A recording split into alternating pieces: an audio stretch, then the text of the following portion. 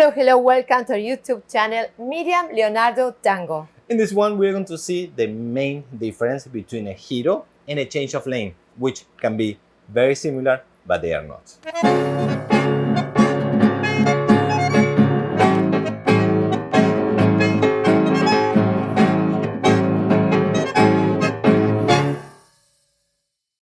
Okay, here we are. So we'll do a side step, cambio de calle step, side, molinete, side, back, side, front, side, back, side, front, and feet together or side again. So the difference between one figure and the other, we'll show you first.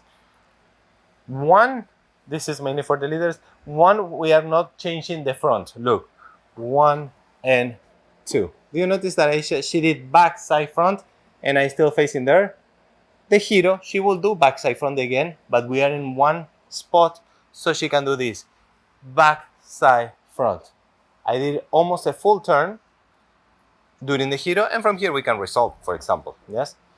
So you have one change of lane, which is the first one, and one Giro, which is exactly the same step for her, but for us being on the same spot.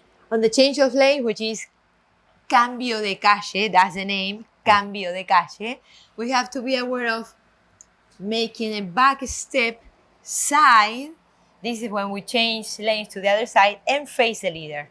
When we do the molinete on the next one, we walk back side front, but it's very rounded and making a circle around the leader. Let's try one more time.